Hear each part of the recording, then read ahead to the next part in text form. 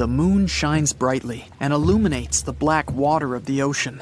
Thick fog descends on it in ominous silence.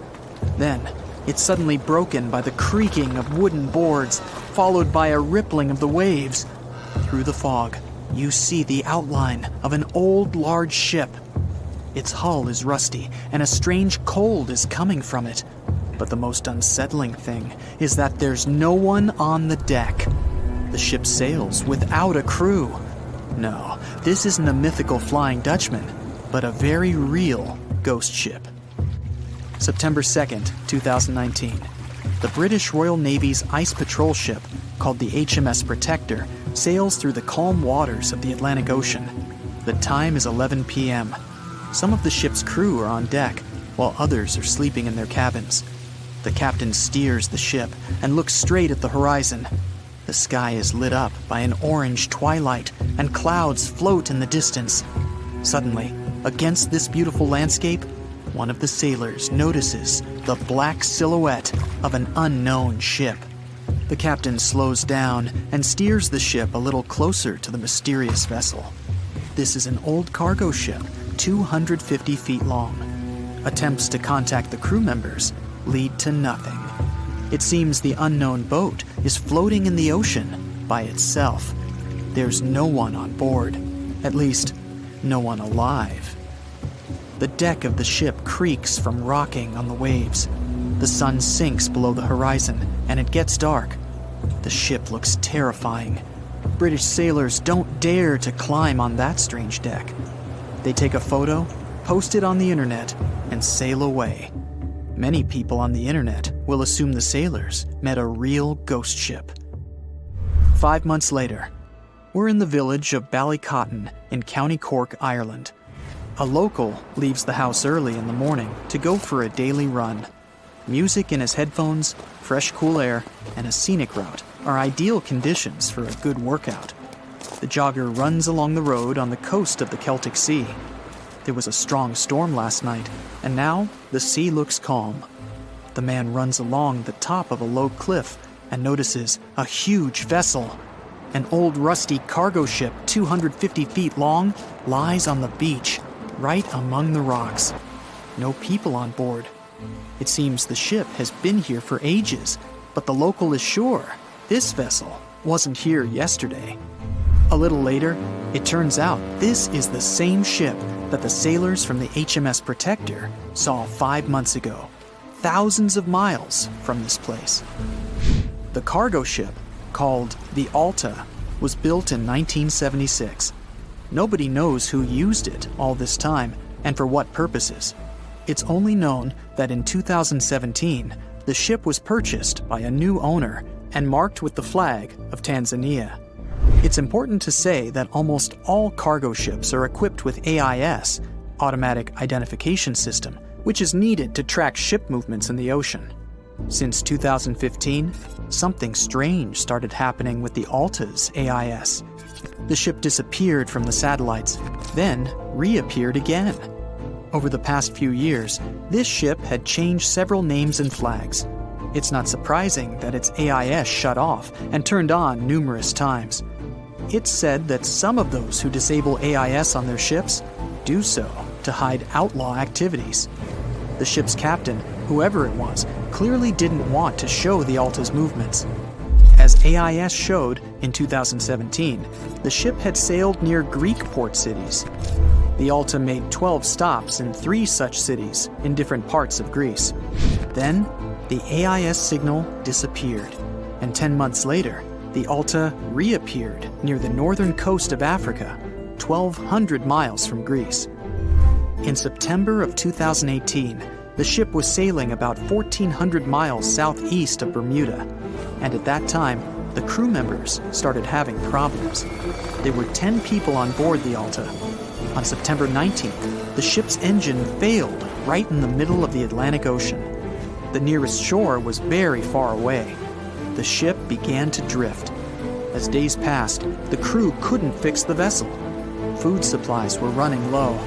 The crew started to panic and tried to contact someone. The situation got worse as a strong hurricane was approaching the place where the ship broke down. crew members contacted the U.S. Coast Guard. On October 2nd, a helicopter headed towards the ship. Food and water were unloaded on the Alta. This was enough for the crew to bide their time for several days. About a week later, a rescue boat sailed about 1,500 miles to reach the Alta and help the stranded sailors. Shortly before the start of the hurricane, American rescuers succeeded. The entire crew of the wrecked ship was taken to Puerto Rico. The Alta remained drifting in the ocean. After a while, another ship arrived to tow it to the coast of Guyana. Then, something went wrong again. The ship was hijacked. Who did it and why remains a mystery to this day. But then, for some unknown reason, the thieves decided to abandon the ship and left it to drift in the ocean. For almost a year, the ship's location couldn't be tracked. Then, in September 2019, the vessel was found by the British Royal Navy. How the Alta was able to cover the distance across the Atlantic and wash up on the coast of Ireland is unknown. An investigation has been launched in Ireland. It's necessary to identify the owner of the vessel and find a responsible person to take on the task of towing it. But no one has since been found. Once, an unknown person called the Irish authorities and introduced themselves as the owner of the ship, but didn't provide any evidence. Several barrels of oil were found on board the Alta. To dismantle the ship, the Irish authorities will need to spend about 10 million euros. Local residents are annoyed by the wreck too. Corroding metal is bad for the environment, and kids have already snuck on board and posted a video on the internet from inside the abandoned ship. The further fate of the Alta remains unresolved. It's still lying there. That ship sailed in the ocean for just 2 years. Now imagine if some other managed to drift for 38. In all that time, no one could catch this ship, and people still seek it. That vessel is called the SS Baychimo. It was a merchant ship owned by a Canadian trading company. In 1931, the ship got stuck in ice off the coast of Alaska. A strong snowstorm began. The team waited a week for it to end, but the storm only intensified. One day, the weather improved a bit, and part of the team was evacuated to the nearest city. Another part of the crew, with the captain, set up camp near the ship. The storm started again and didn't stop for a long time. The blizzard was so heavy that the ship's captain couldn't see beyond his arm's reach. Finally, when the storm was over, the captain saw that the ship simply vanished. He decided the Baychimo sank during the storm. A week later, the ship was found, drifting near the place where it was lost. The hull of the ship was damaged so badly that it was unsafe to sail on it. The captain decided to abandon the ship. However, it didn't sink. For the next 38 years, it was drifting at various points along the Alaskan coast. Several times, people climbed on the ship, including native Alaskan residents and a group of researchers. Attempts to save the vessel from the sea ended in failure. The salvage operations were hampered by drifting ice and bad weather. The last time it was seen was in 1969. The ship was frozen and blocked by the ice. In 2006, the government created a special project to find the Baychimo. However, in all these years, the ship still hasn't been found. Its fate is unknown. It's likely that the ship has finally found peace and is now lying on the seabed of the Chukchi Sea. The voyage started just like any other. The cargo ship SS Cotopaxi is making another journey to Havana, Cuba to deliver coal. It's November 29, 1925. For Captain Meyer and his crew, leaving Charleston Port, South Carolina, it will be the last trip the ship ever makes. Its route ran through the Bermuda Triangle. 2 days into the trip, the Cotopaxi sent out a distress signal. It had got caught up in a strong tropical storm and turned over on its side. The wind was very strong and there was powerful lightning as well. Rain gradually filled the ship's hold. Then there was a bright white flash, and the ship disappeared without a trace. Later, its wreckage was found in the Gobi Desert, which is in a completely different part of the world. All 32 crew members, including the captain, were missing. Of course, the part about the Gobi Desert is fictional. For one of his movies, Steven Spielberg came up with the idea that the ship was moved there by aliens. Still, in real life, the ship was never found, and its crew really did disappear. It was officially declared missing a month afterward, and nobody could find the wreck. It seems like a classic case of mysterious things going on in the Bermuda Triangle. But most mysteries are solved sooner or later. In 2020, the Cotopaxi was found. A man named Michael Barnett had moved to Florida to study shipwrecks off the coast. One wreck in particular really caught his attention.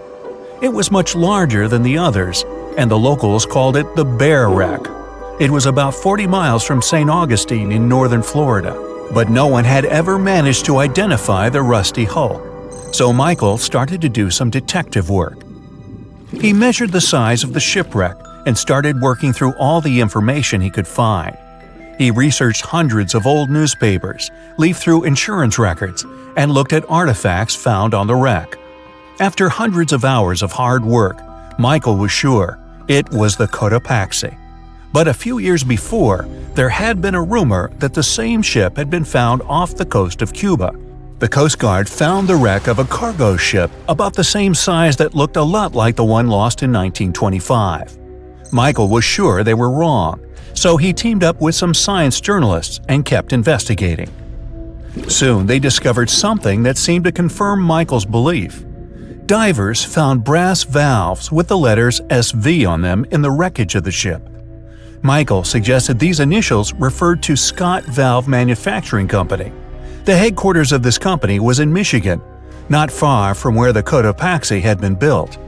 The company had probably supplied parts for the Cotopaxi. So the puzzle seemed to be solved. The Bear Wreck was really the missing cargo ship. But Michael still needed to work out why the ship had sunk. Did something mysterious really happen to the Cotopaxi in the Bermuda Triangle? Later, Michael found the testimony of the ship's carpenter among some old papers. The carpenter claimed that the hatches covering the coal on the ship had been in a terrible condition before it sank. Repair work on the covers wasn't finished before the crew got the order to sail to Cuba. So if the hatch covers were still broken during the trip, water could have easily gotten on board. This water probably flooded the hole during the tropical storm. This was the real reason why the Cotopaxi went down. There was really nothing mysterious about it. It was just a mistake made by ordinary people. But this is just one example out of dozens, or even hundreds, where ships and planes have gone missing in the Bermuda Triangle. We still can't explain some of these incidents. It seems like there really is something weird going on there. One of these strange events happened in 1948. A passenger jet was headed for Miami from San Juan, Puerto Rico. It disappeared in the same area as the Cotopaxi. The 32 people on board vanished without a trace. The weather was clear throughout the flight, but experts think that when the plane was about 50 miles from the coast, it could have been hit by a strong wind that knocked it off course. Years later, a similar plane was found in the area of the Bermuda Triangle, but because no one could work out the registration, it was impossible to say for sure if it was the same one. Something even stranger occurred not long before, in 1945. 5 planes went missing all at the same time. Some trainee pilots were practicing their navigation skills, but when they'd finished, it seems they couldn't find their way back home and disappeared. Many people assume they just ran out of fuel. This seems likely, but still, the circumstances were really strange. The trainees were being supervised by an experienced pilot who had 2,500 hours of flight time. He would never have let a group of newbie pilots get that far away from their base. Even now, people still debate what could have happened. Some insist the pilots ran into something supernatural out there in the Bermuda Triangle. But who knows? And here's another freaky thing that happened there which no expert has been able to explain: time travel. In 1970, Bruce Gernon was flying a plane from Andros Island to the Florida coast. When he was at 11,500 feet, a giant cloud appeared in front of him. It kept getting bigger and bigger, and he had no choice but to fly through it. As soon as he did, the plane was surrounded by darkness. It was as if the day had turned to night in a split second. Suddenly, Bruce began to see white flashes of light around him. They were so bright that they lit up the entire sky. But they weren't lightning bolts, although he couldn't really explain what they were. The plane continued through the strange cloud for almost a half an hour. Bruce noticed that the cloud changed shape during this time. The space around the plane turned into a tunnel. Then the tunnel started narrowing. Bruce became really tense as he tried to cope with the plane's controls. All his instruments and navigation equipment were going crazy, and the electronics stopped working. Then, a white light appeared at the end of the tunnel. Just like in the movies, the plane escaped the closing cloud tunnel at the very last second. Everything was fine, but now Bruce found himself in some white fog. He had no idea where he was. Then he managed to contact ground control. He was shocked when he learned that his plane was already in the airspace above Miami. It seemed that something impossible had happened. Bruce was meant to cover a distance of about 250 miles during the flight. This usually took 1.5 hours, but he had managed it in just 47 minutes, almost 2 times faster than normal. When Bruce landed, he went to check the amount of fuel left in the tank. It turned out he'd used up a lot less than the normal amount of fuel as well. Could there be a logical explanation for the time-traveling plane? Well, records show that a large number of sunspots were detected on the surface of the sun that day, and there was a strong solar wind. This could easily have made the electronics and devices on the plane go crazy. But what about the mysterious cloud?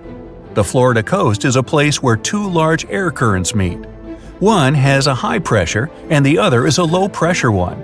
This causes a lot of storm clouds in the area. But people still debate how Bruce was able to cover the distance so quickly. Some people say that some kind of mysterious dark energy was involved. Others say it was a gravitational anomaly that curves space and time. Others think that Bruce is just a fraud. We still don't know the truth. So, is there really something supernatural about the Bermuda Triangle? Or is it all just coincidences and made-up stories? The truth is that no more planes and ships disappear in the Bermuda Triangle than anywhere else in the world. It has recently become a popular location for many tourists looking for the perfect place to get away from it all. If you're lucky enough to catch a sunny day here, it's like no other, I can assure you. Chances are, you'll end up having loads of foggy days, but let's be honest, they have a special allure of their own. This enchanting smile-shaped island is called Sable Island. It's located 190 miles from mainland Nova Scotia. It wasn't accessible to the general public until 2013. That's when it was added to the list of National Parks of Canada. You can get here either by plane or by water. But what's so enchanting about this place anyway? There must be something since the yearly tourist count is growing every year. Firstly, there's a spectacular number of wild horses here. There are between 200 and 500 horses roaming free all over the island. There's also a large population of gray seals. The place is also the only breeding location of a rare bird species called the Ipswich sparrow. If you're already considering a trip here, there are some things you need to know first. Remember that fog I mentioned earlier? Well, it turns out that Sable Island is the foggiest place in the Canadian Maritimes. I'm talking about approximately 127 foggy days each year. During such days, Sable Island literally disappears underneath a thick layer of fog. You won't be able to explore the place on your own either. The local regulations state that visitors need to travel within a group, and they also need to keep a 197-foot distance from the wildlife they can encounter here. As charming as this place may be, it holds a dark secret hidden beneath the sandy dunes, and it has nothing to do with beautiful creatures living here or the island's unique vegetation. Apart from being known from its horses and seals, Sable Island is infamous for an overwhelming number of shipwrecks. Over the years, about 350 ships have ended their lives here, on these sandbars. When survivors described their experiences, they usually mentioned harsh weather conditions near this mysterious island. The island also made its way into literature when it was described in a book called The Perfect Storm, which was written by Sebastian Junger and published in 1997. The book was so successful that it was later adapted for the big screen in 2000, with George Clooney playing the leading role. The first recorded shipwreck near Sable Island dates back to 1583. The boat was named the HMS Delight and was under the command of British adventurer and explorer Sir Humphrey Gilbert. Only 17 people managed to survive the catastrophe by escaping in a small boat. Records mention that they spent 7 days at sea before reaching the shores of Newfoundland. In 1884, another vessel named the Nicosia struggled in the thick fog as well.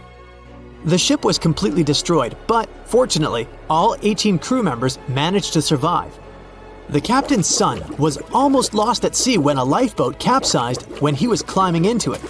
He somehow managed to stay underneath the lifeboat, which was completely submerged. When this lifeboat righted, he eventually emerged from the water and was rescued for the second time. The years between 1947 and 1999 were relatively quiet on the island. In 1999, though, a yacht called the Merrimack ran aground near the shore of the island at about 2 a.m. on July 27th. The 40-foot fiberglass boat had a crew of only 3 people. Natural gas exploration workers, who were luckily not far away, rescued them. The crew managed to fly safely to Halifax the next day. The owner of the Merrimack tried to recover his boat by hiring local fishermen.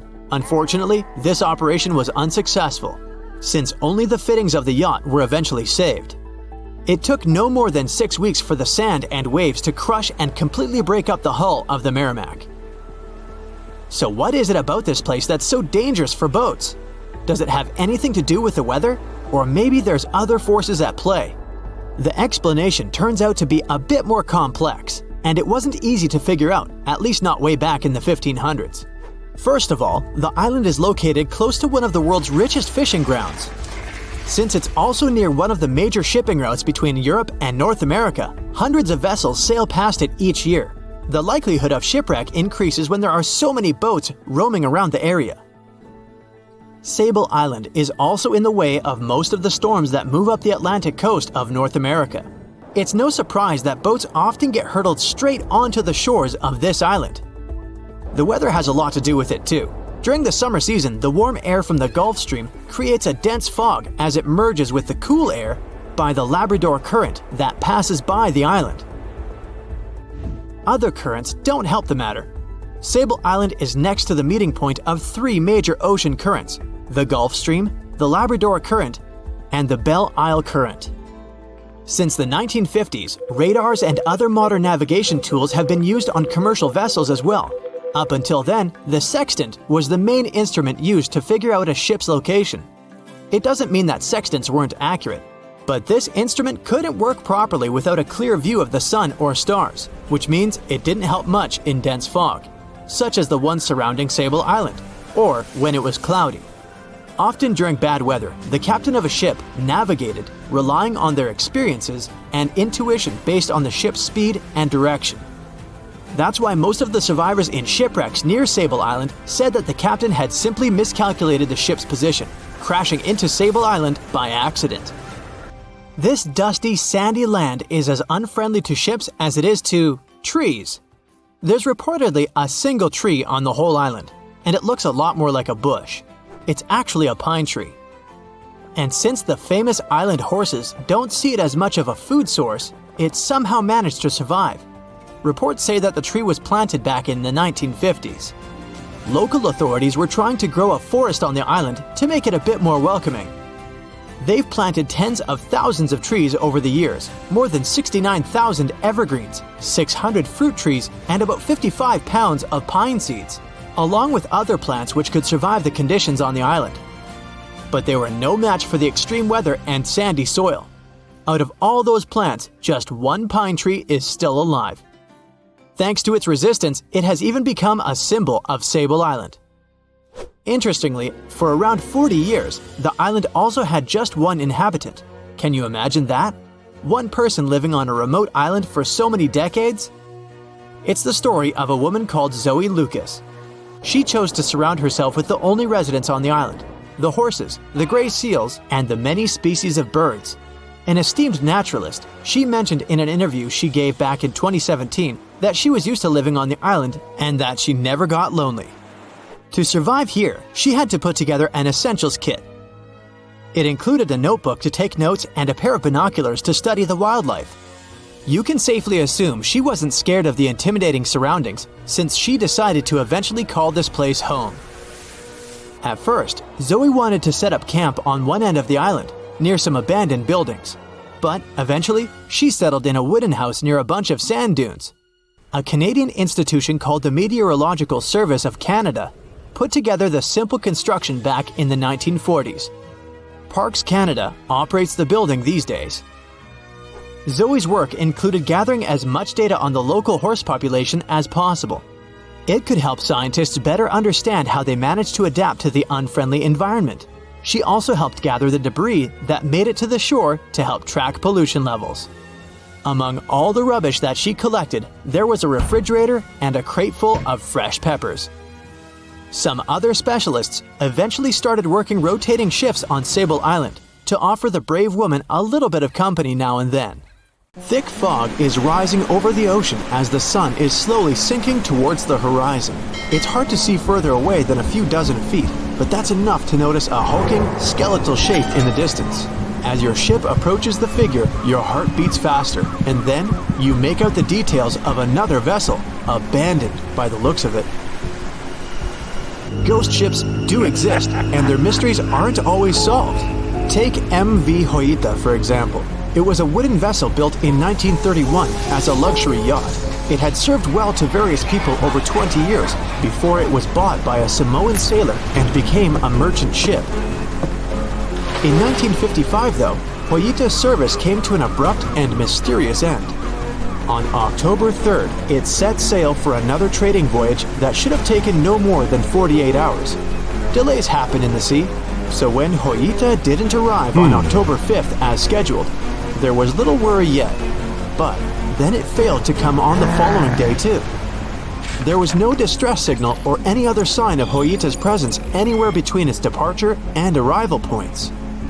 A search and rescue party was dispatched to find the ship, and for 6 days, they were scouting the area of nearly 100,000 square miles.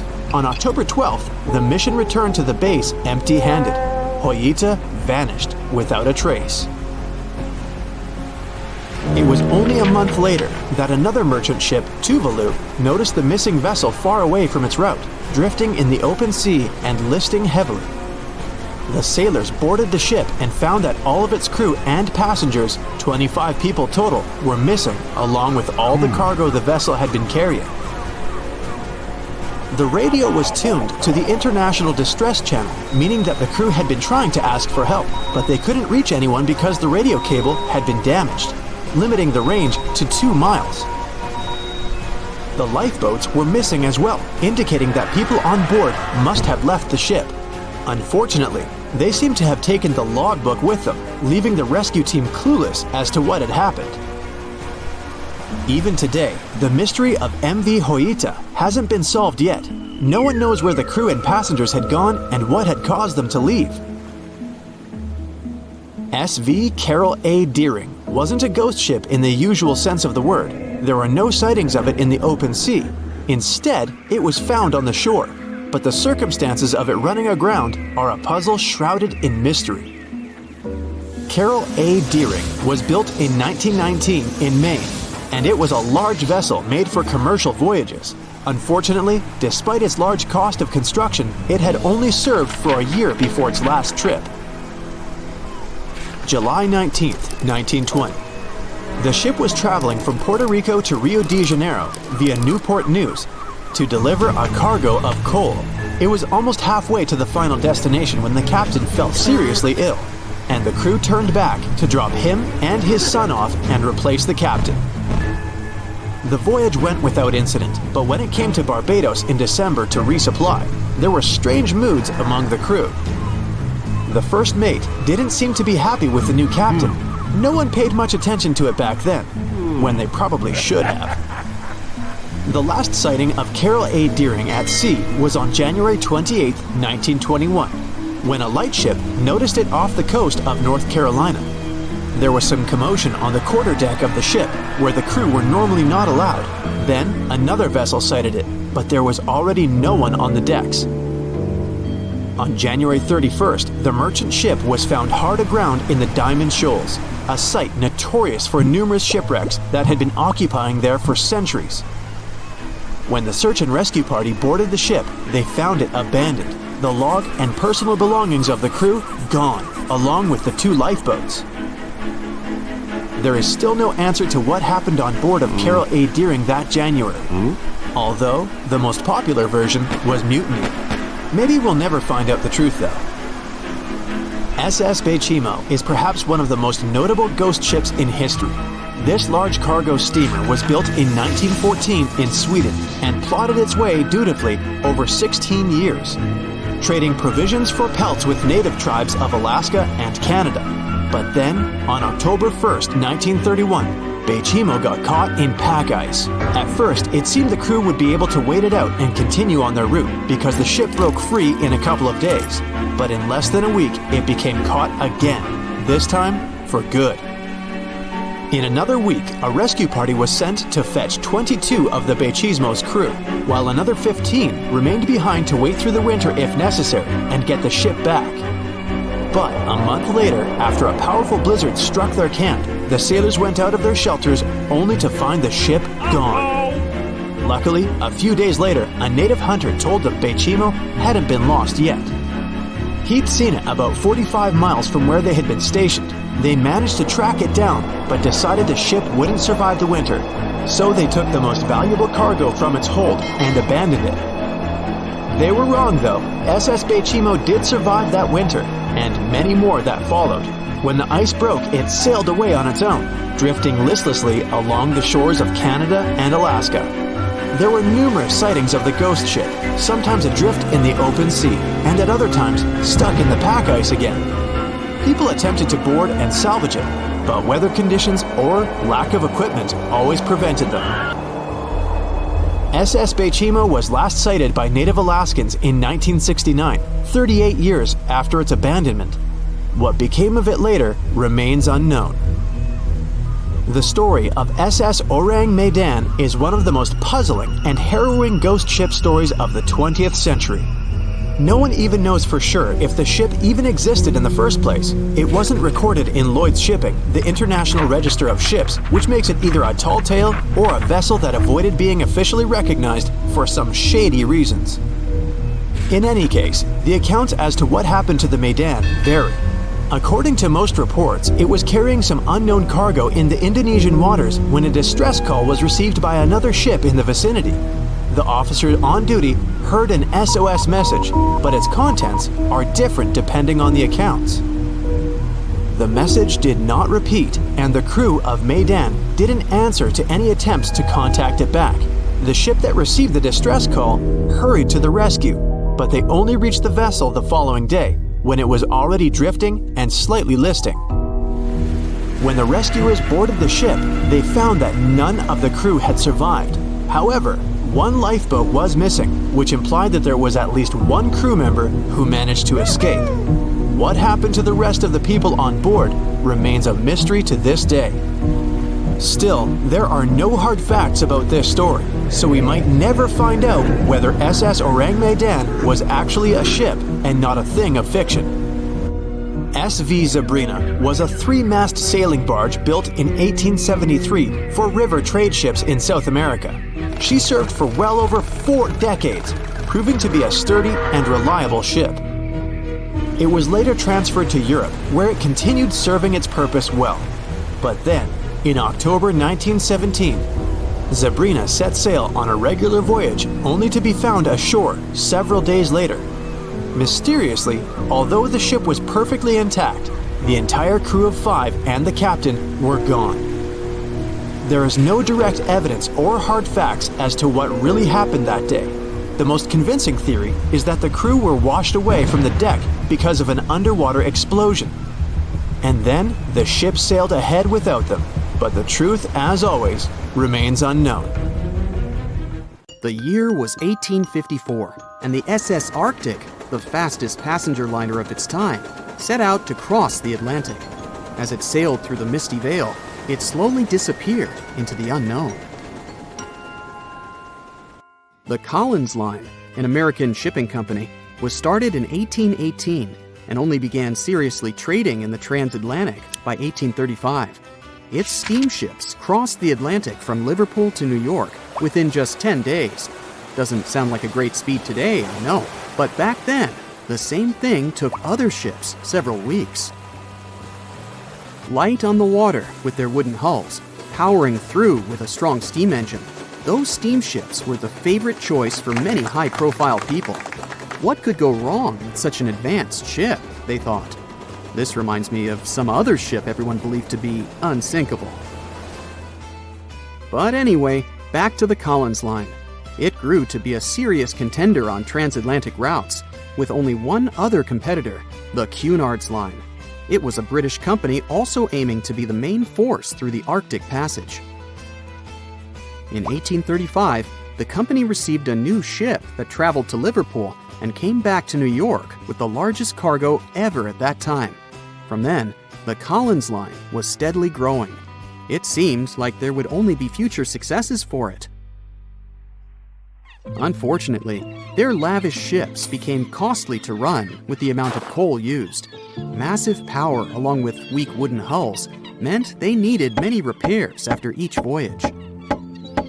So, every trip ended up being expensive. But since the ships were safe and had a great reputation, people were willing to pay the price, and the company was definitely not in crisis. They had achieved something no one had managed to do before them. Like I told you, their ships crossed the Atlantic in a whopping 10 days, and Edward Collins, the owner, was very determined to maintain the pace. Their 5 ships easily outran the Cunard's Line of only 3. With this great praise, it provided more attention. Though the Cunard's ships were slower with their iron hulls, they believed there was still profit, regardless of how slowly they sailed. Among Collins' ships, the Arctic, the third of them to be launched, was the largest, reaching 284 feet long, with 2 side-lever steam engines, each with 1,000 horsepower. The paddle wheels made 16 revolutions a minute when at full speed. At the time of its launch, the press called it the most stupendous vessel ever constructed in the United States. But glamour and fame couldn't avoid what would come next. On the 27th of September, the Arctic was on its journey from Liverpool to New York, continuing a speed pace through the thick fog. It's possible that by that moment, after 4 years of record-breaking trips, the crew became overconfident with their sailing and the ship.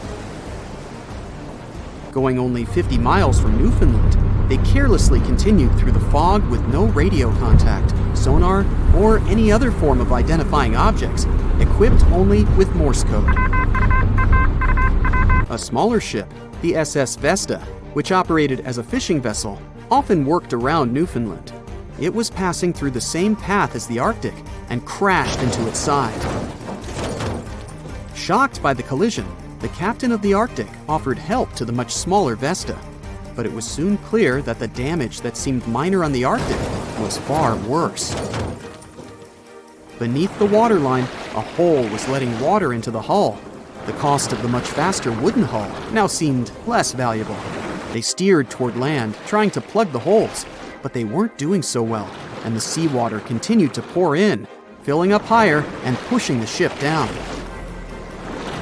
And finally, once the engine room was full, it put out the boilers, taking away the massive power the Arctic was once legendary for.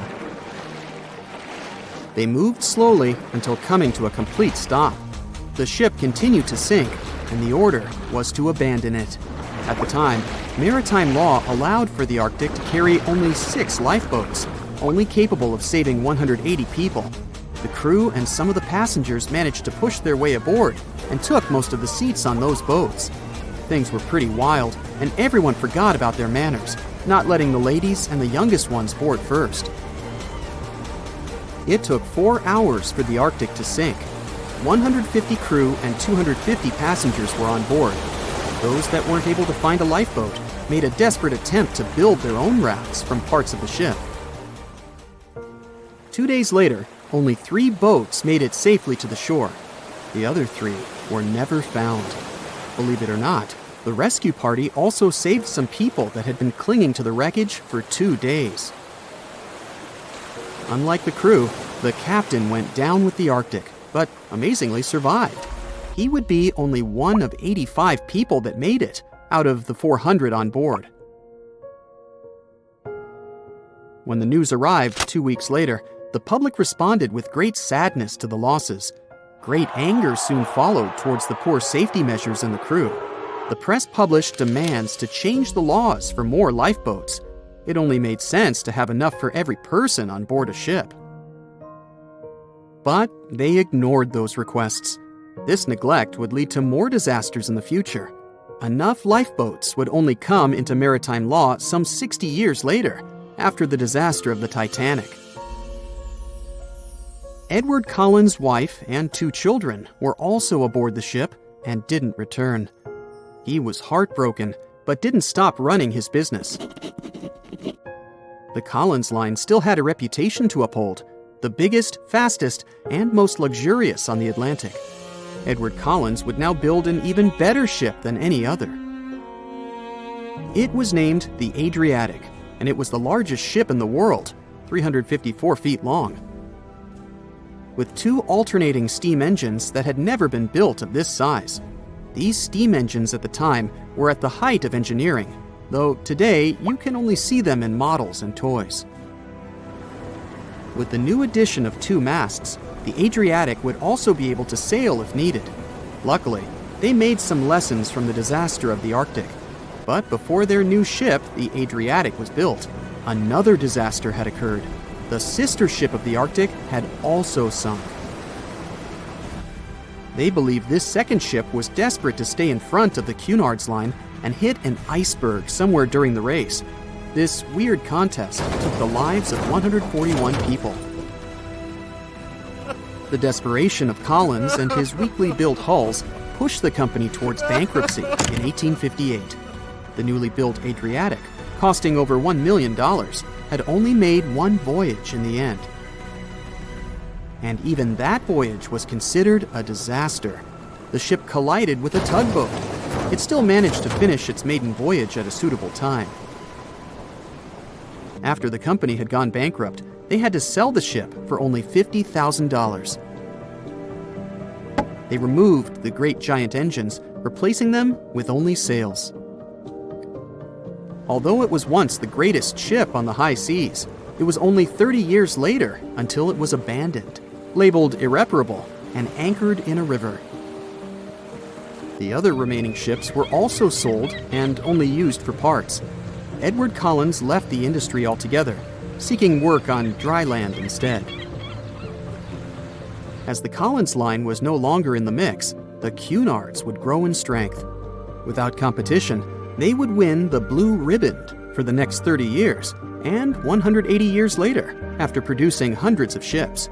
They still have a constant presence on the seas as they provide transatlantic crossings, world voyages, and leisure cruises. To this day, the Cunard line is the only one to run ships between Europe and America, and it's great proof that it's not always the fastest that's the best.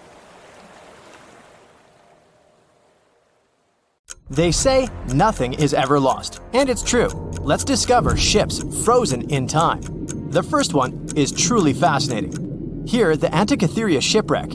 It's a Greek trading ship from the 1st century BCE. It's located on the east side of the Greek island of Antikythera and at the merging point of the Aegean and Mediterranean seas.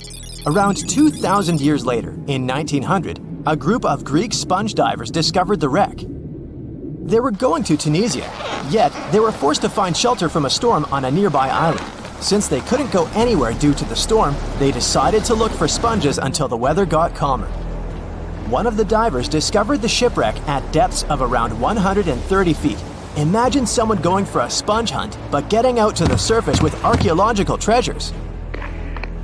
The captain of the sponge boat talked to the Greek officials about what they had found.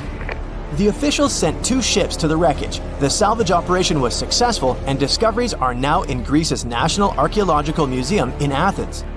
The findings included 3 life-sized marble horses, jewelry, coins, and hundreds of works of art, including a 7-foot-tall colossus statue of Hercules. Among these treasures, Antikythera ephebe, a bronze statue of a young man, caught more attention. Because the ephebe doesn't comply with any familiar iconographic model, and there are no known copies of his type, he held a spherical object in his hand. Scholars have different theories of who that person could be, but they are not in a consensus yet. More than 70 years later, Jacques-Yves Cousteau and his team went to the area and recovered hundreds more artifacts and the remains of 4 people. Interestingly, they discovered a complex set of interlocking gears, capable of predicting the movement of the sun, moon, and several planets. The mechanism can also show the times of solar and lunar eclipses years into the future. Think of this Antikythera mechanism as an early computer calendar, to plan significant events like agricultural activities, religious rituals, and Olympic Games. These artifacts found in the Antikythera wreckage are some of the most important findings in modern archaeology. Just the Antikythera mechanism itself has changed our perception of the limits of ancient technology. The mechanism has a sophisticated design and was made over 1,000 years ago.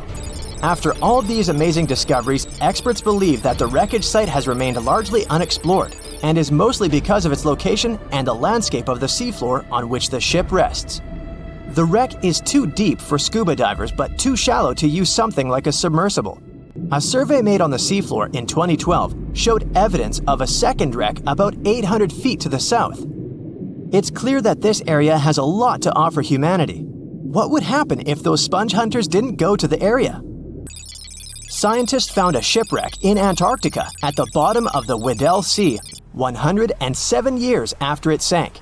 The name of the ship was Endurance, and it was the lost vessel of Antarctic explorer Sir Ernest Shackleton.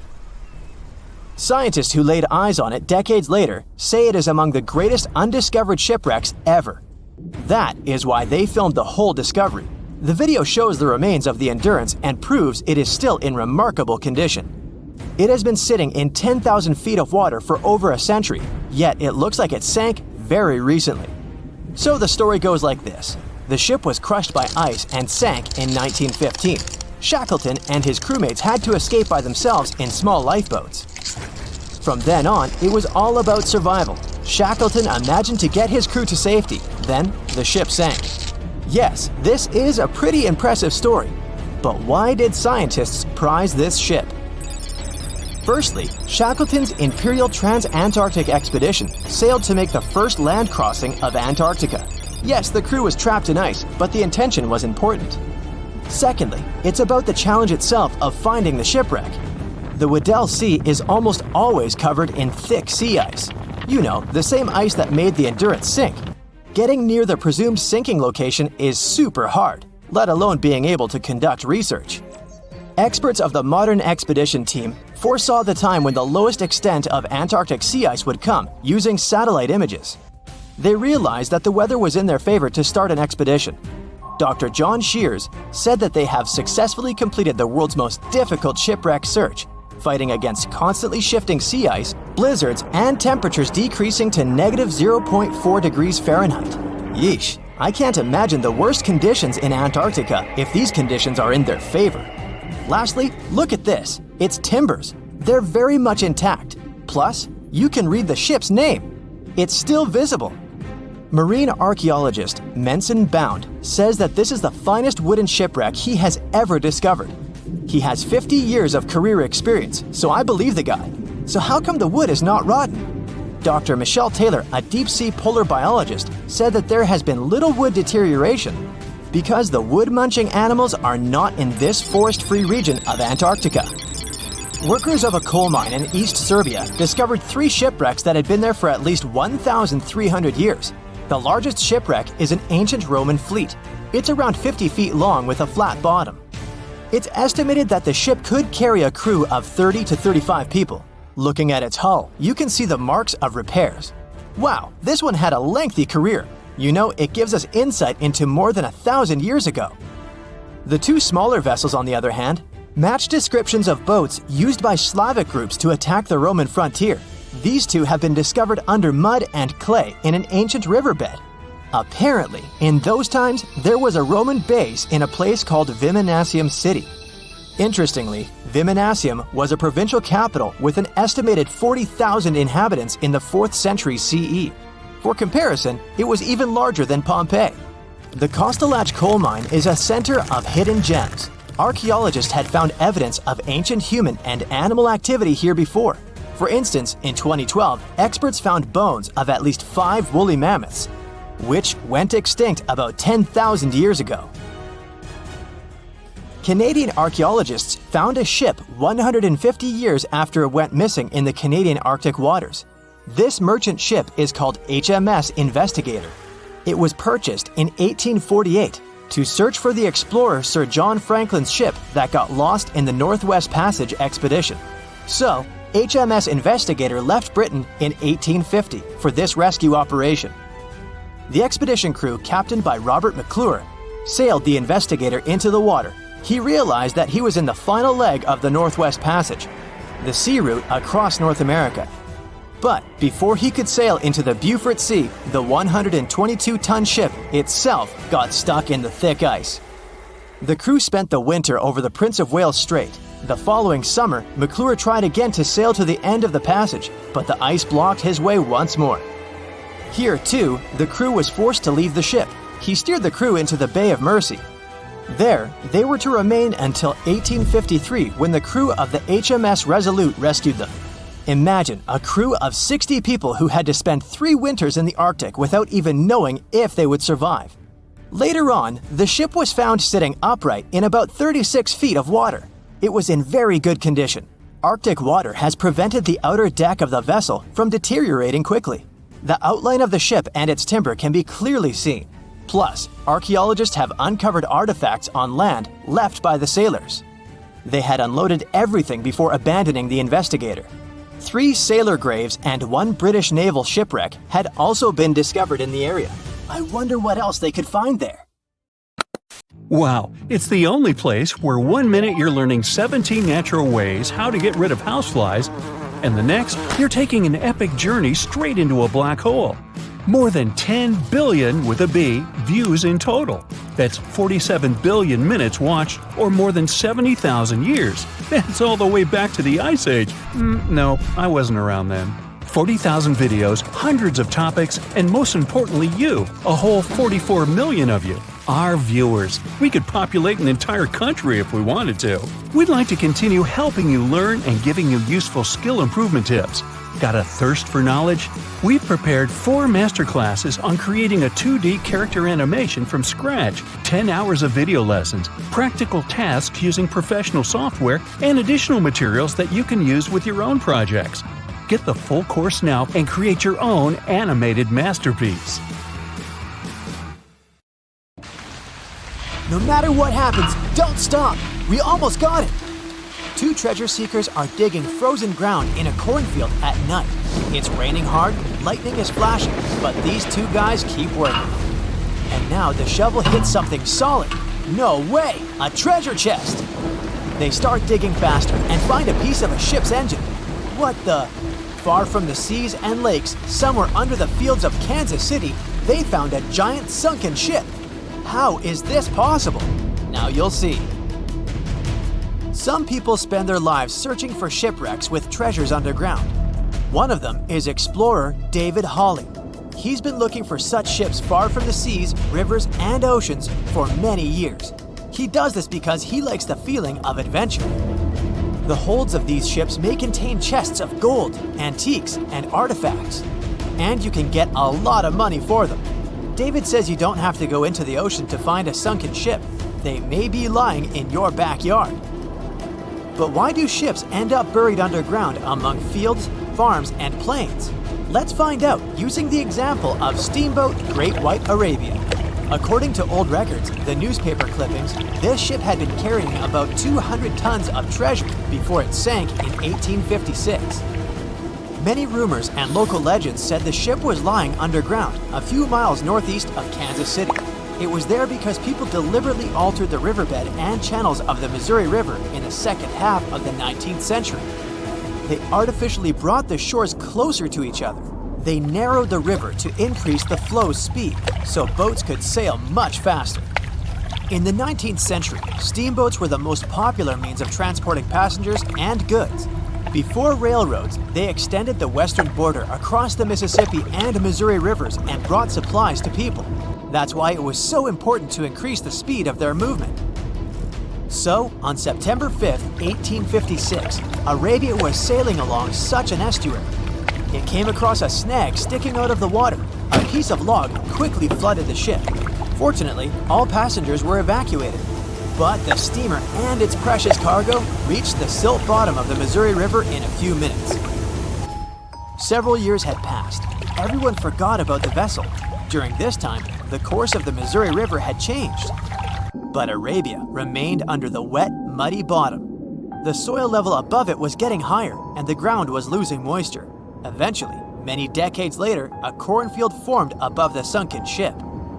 In the 1980s, one farmer owned this area, and he had no idea what was hidden in his territory. David Hawley carefully studied the history of the sunken ships of the USA. He knew that hundreds of steamers had gone underwater all over Missouri, but most of all, he was interested in Arabia, as there were rumors that it was filled with gold and other valuable things.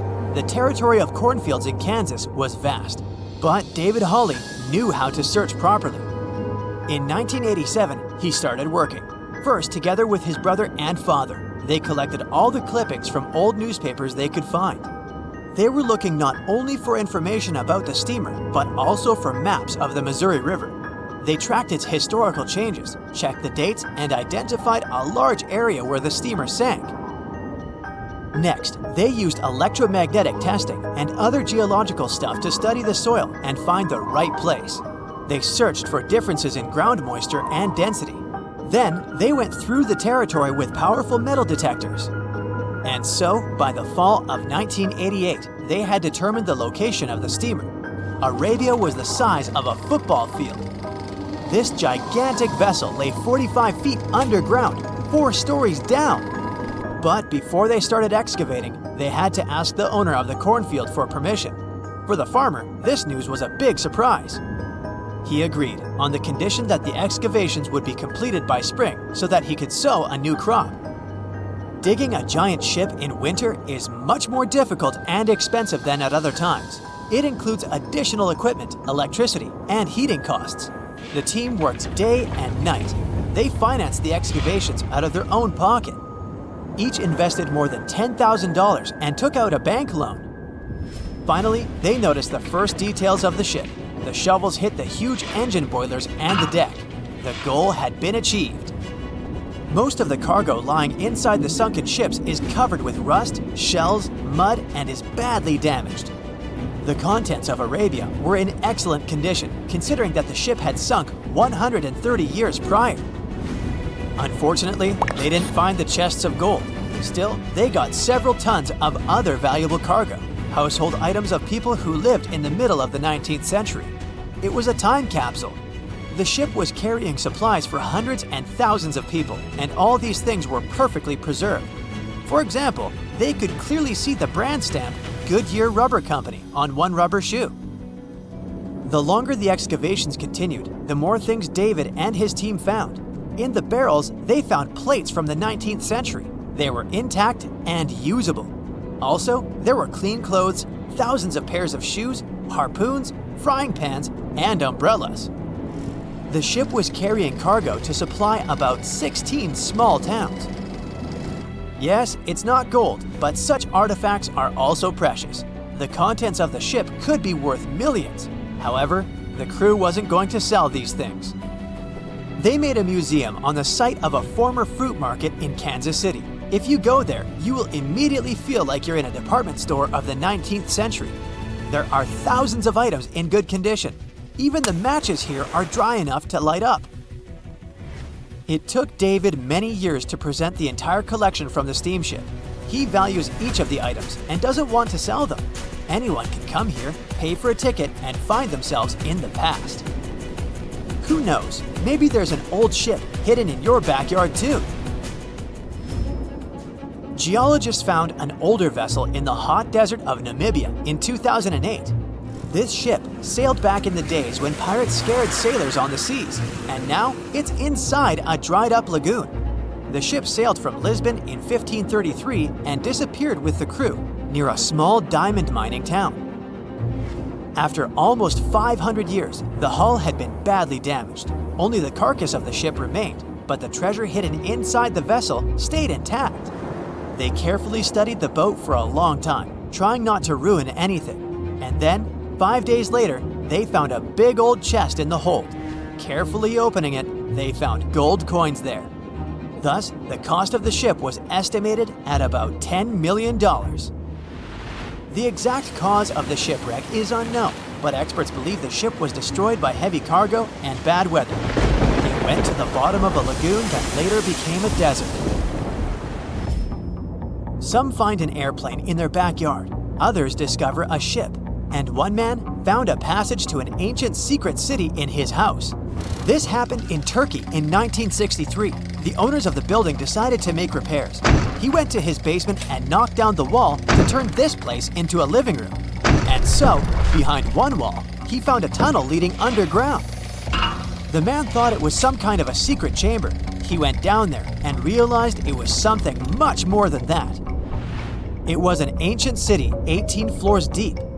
People built it in the years 780 to 1180 as a refuge from weather disasters and the invasion of enemies.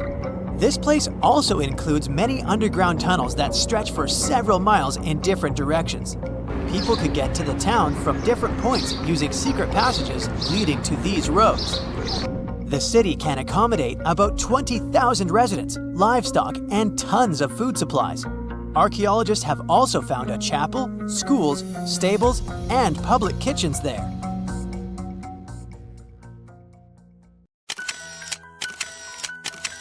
At the beginning of the 20th century, somewhere off the coast of West Africa, a German steamship was leaving the port.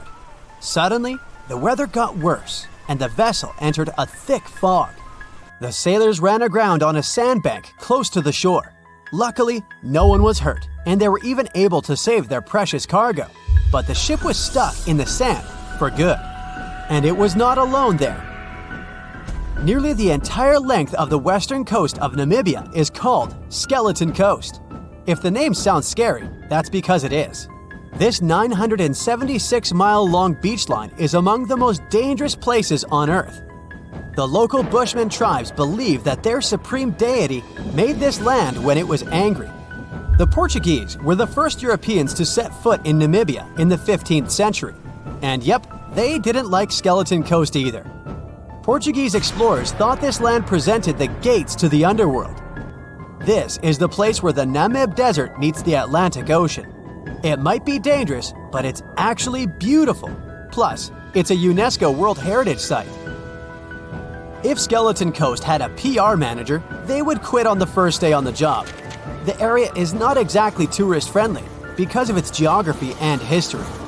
Beneath the sand and the waves, there is a secret ocean currently lurking for unsuspecting sailors. It's called Benguela Current. It flows towards the north along the coast of southern Africa.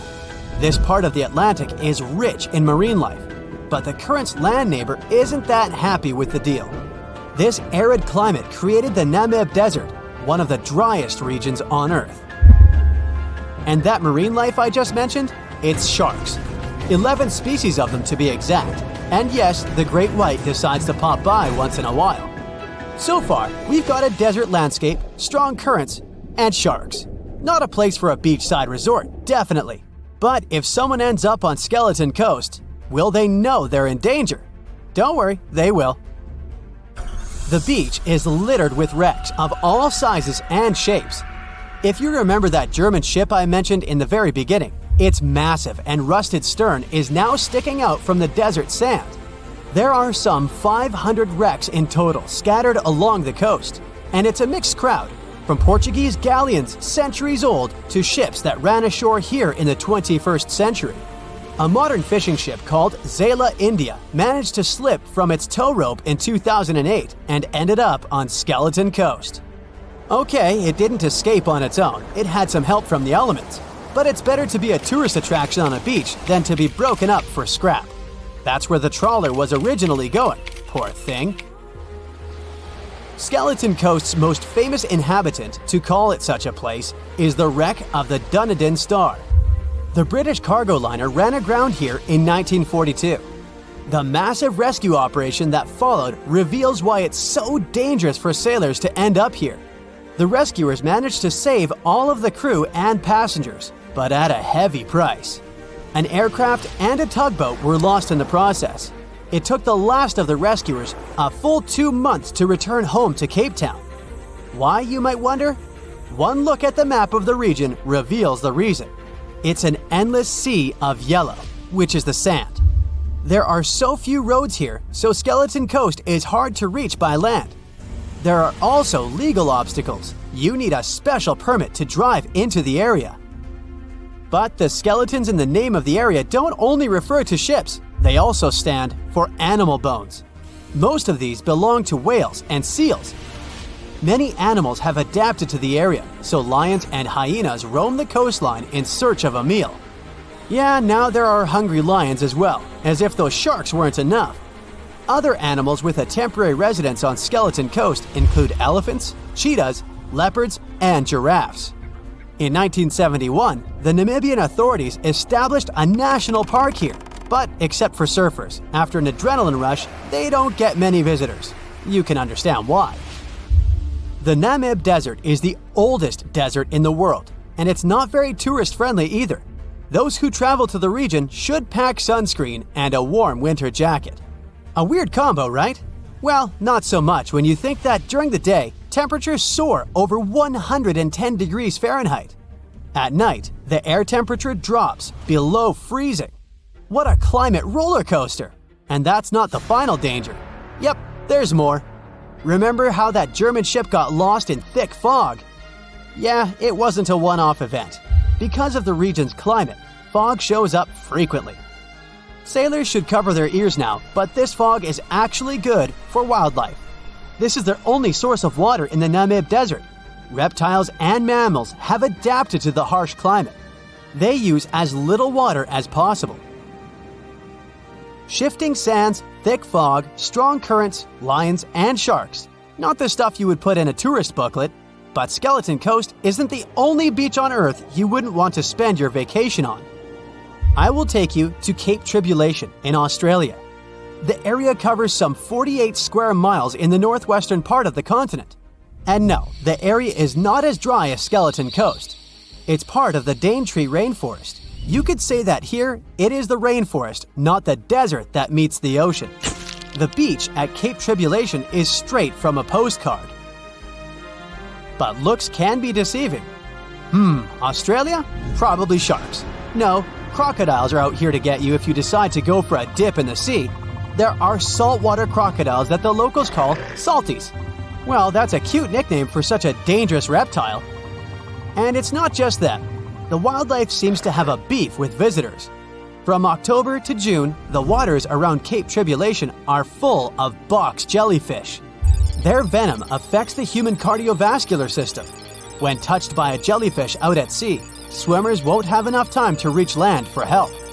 Vinegar helps neutralize the sting, so you might want to keep a spare bottle in your luggage. Crocodiles and jellyfish sound dangerous, but there's one more animal you should look after. It's the wild boar. It might sound funny, but you won't laugh when you're being chased by one of these across the beach. 21 million wild boars live in Australia.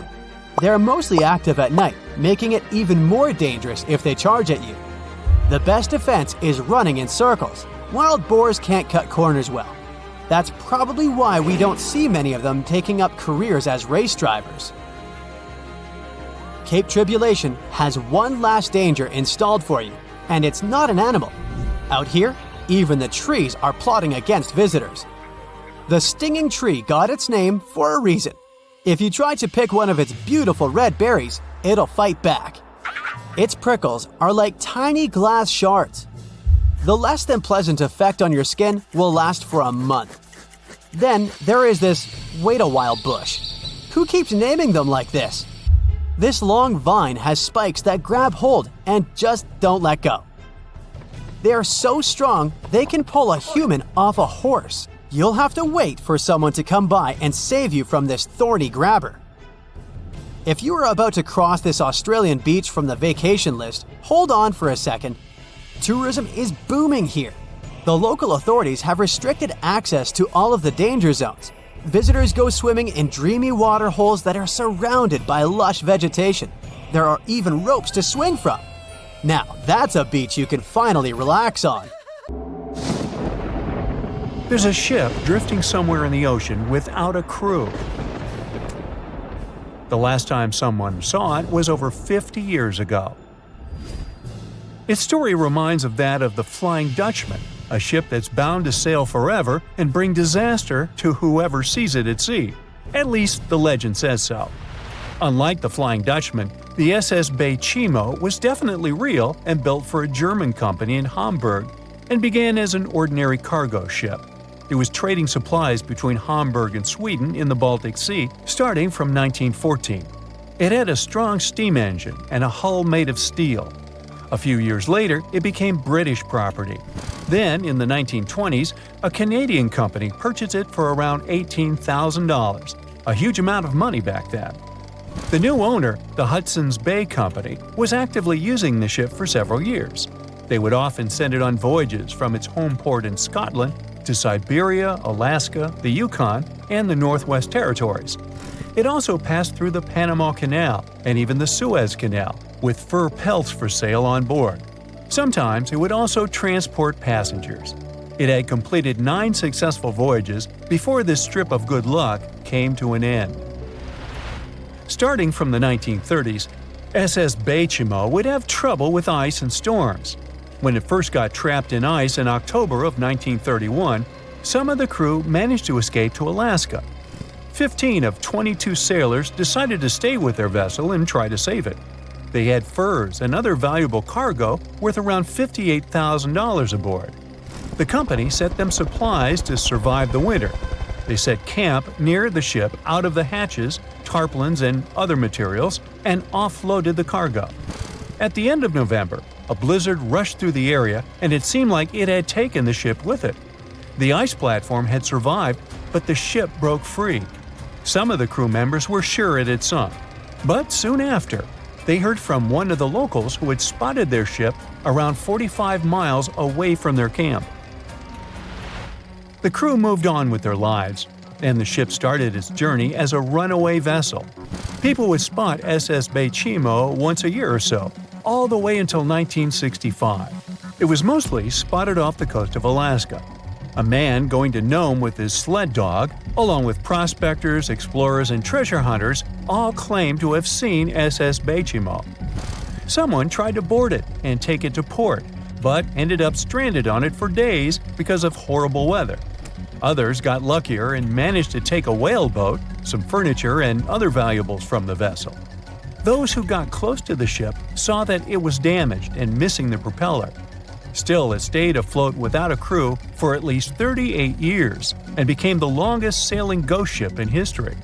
In 2006, the Alaskan authorities started a project to solve the mystery of this ghost ship of the Arctic and finally find SS Baychimo, either still above or below the water.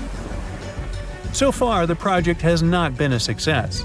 SS Baychimo remains one of the estimated 4,000 ships that have disappeared off Alaskan shores. If the legend of the 17th century isn't lying, this ghost ship could be sailing somewhere along the Flying Dutchman.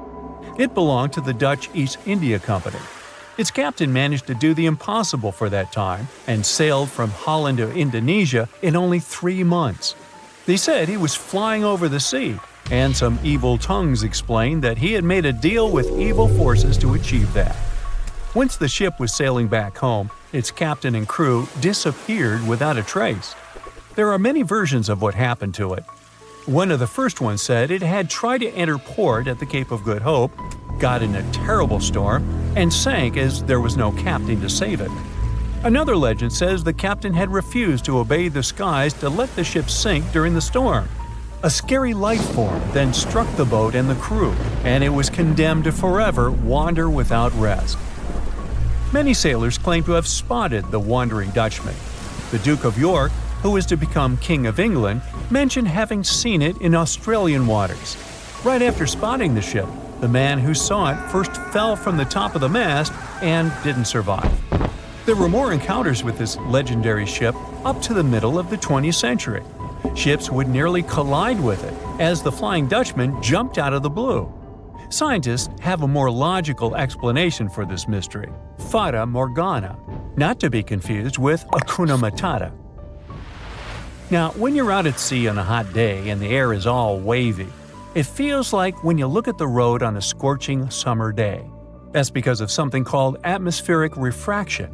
When light passes through different layers of air with different temperatures and densities, it bends and twists. Sometimes, under certain conditions, this bending of light can create really bizarre optical illusions over the ocean, like sightings of the Flying Dutchman. The Fata Morgana phenomenon can make distant objects appear distorted, stretched, or even lifted above the horizon. So you can see a ship far away, but because of the way the light is bending, it will look like it's floating above the water or even disappearing and reappearing. A Fata Morgana is most commonly seen in polar regions, especially over large sheets of ice that have a uniform low temperature. But you can see it anywhere, even in deserts and over lakes on hot days.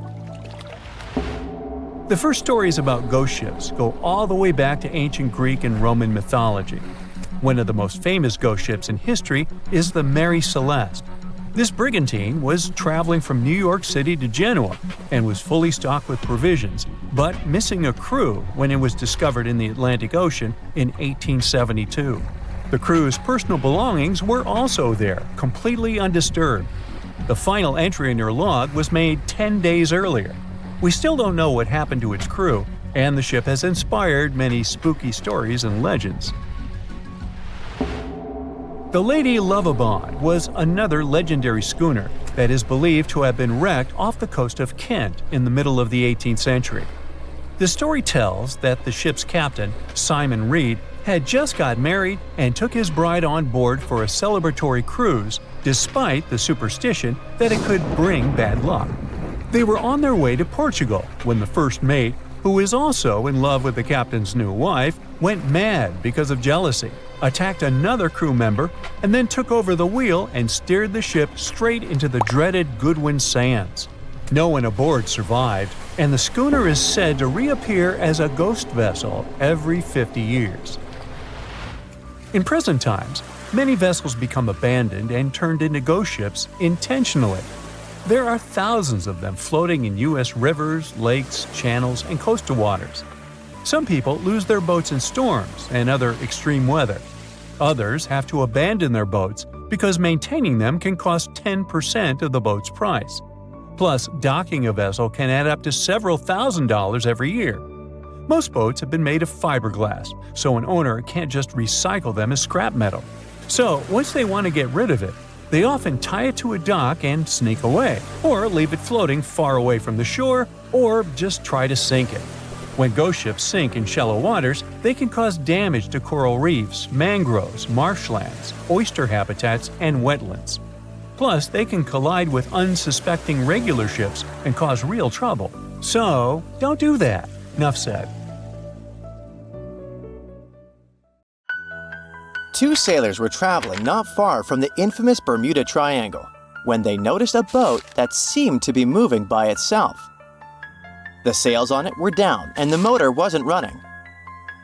One of the men was Matt Rutherford, the first man to ever sail non-stop on his own around North and South America, who has seen a lot during his voyages. But this one was spooky even for him. An awfully abandoned boat that could be hiding scary things inside. Rutherford still decided to approach and inspect the vessel to see if there was someone aboard who needed help. This story happened in 2013. but the sailors waited for 10 years before they published the footage. The ghost ship, which turned out to be named Wolfhound, looked like an upscale one, and it probably cost hundreds of thousands of dollars. It seemed like whoever abandoned it was leaving in a rush. There were clothes and other personal belongings all over the main cabin. Some parts of the ceiling had fallen and some drawers had popped open. Rutherford was afraid to open doors in cabins, so he carefully searched the boat step by step, and luckily found no people who would need help. The sailors decided to tow the ghost ship back to Bermuda.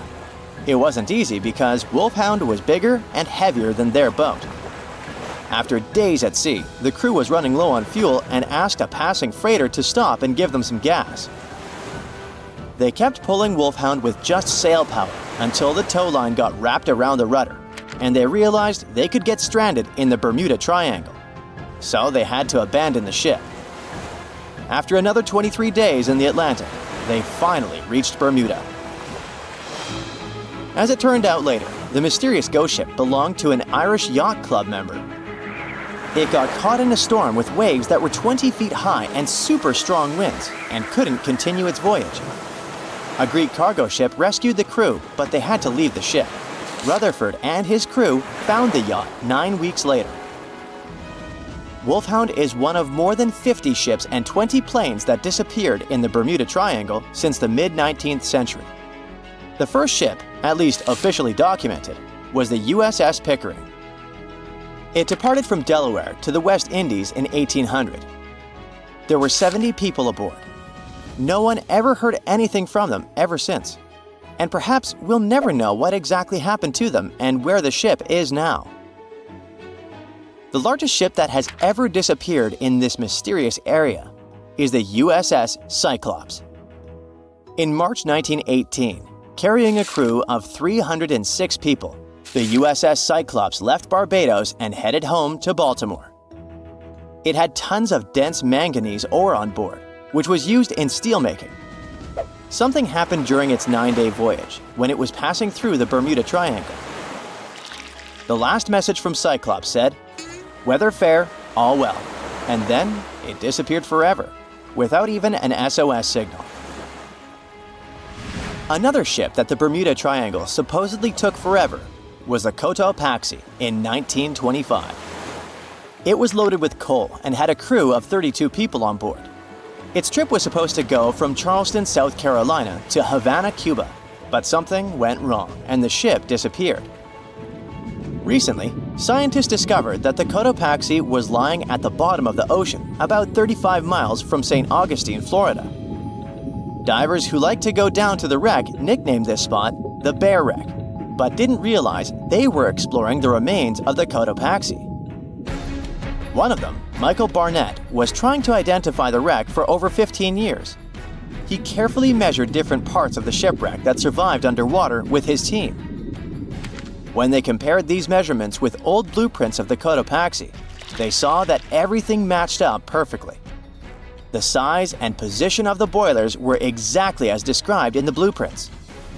This helped them confirm that they had found the Cotopaxi, and it looks like there was nothing mysterious about its disappearance. It was a combo of bad maintenance, poor care, and rough weather. Many of the hatches used to access the cargo hold where the coal was stored were either broken or missing. This meant that if the ship ran into a storm, water would easily get into the cargo hold, and the ship would get unstable and sink. As the Cotopaxi sailed off the coast of Florida, it met a tropical storm. Just before it disappeared, it sent out a distress call. It was near St. Augustine, so all the puzzle pieces fell into one place. People have come up with all kinds of ideas to explain what might be happening in the Bermuda Triangle. The wildest one is that spaceships from other planets are taking these ships and planes away. Or maybe it has something to do with the lost city of Atlantis, a legendary underwater city. But there are also more rational explanations, such as the fact that this area often has wild and unpredictable weather, with sudden storms and water spouts. For hundreds and hundreds of years, sailors have told stories about giant rogue waves that seem to come out of nowhere in the open ocean. It sounded like a tale in the past, but in the last 20 years, satellites have spotted these freak waves, some of them reaching over 100 feet tall. Storms from the Gulf of Mexico can hit the Bermuda Triangle area and create such rough and unpredictable waves. Scientists built a model of the USS Cyclops and put it in a wave simulator. They say that even a rogue wave 50 feet tall would be enough to flip over that ship. It had a flat bottom and was less stable and more likely to tip. There are also lots of hills and deep valleys on the ocean floor, which can be dangerous if a ship isn't navigating carefully. Sometimes things can go wrong with engines, communication systems, or other equipment. If a plane or ship has a mechanical problem far from land, it can be really hard to get help quickly, especially if rescue teams are far away. The Bermuda Triangle also has magnetic anomalies, so in some parts of it, the compass might point in the wrong direction. And then there are human mistakes, like misjudging distances, making wrong turns, or not listening carefully to directions. This is what happened to Flight 19, a group of planes that went missing. The leader of the flight, Lieutenant Charles Taylor, decided to fly into bad weather without all the equipment they needed. He was also tired, so it was really hard for him to make good decisions. Disappearances in the Bermuda Triangle don't really happen more often than in other parts of the Atlantic Ocean, where a lot of ships and planes travel. They just attract more attention and talks. You still won't find the Bermuda Triangle on any map, and it doesn't have official borders. So we might never be able to solve its mystery because we can't be sure it even exists. But maybe we need to be worried about another Bermuda Triangle, the one up in space. This space triangle doesn't make things completely disappear, but it messes with the equipment on the spacecraft, causing glitches and makes things stop working for a while. The Bermuda Triangle of Space, which is more officially known as the South Atlantic Anomaly, is a unique area above the Earth that stretches over parts of South America and Africa, from Chile all the way to Zimbabwe. It sits right where a part of Earth's magnetic shield is weaker than usual. When a satellite passes through this area, thousands of high-energy particles, especially protons, hit every square inch of it every second.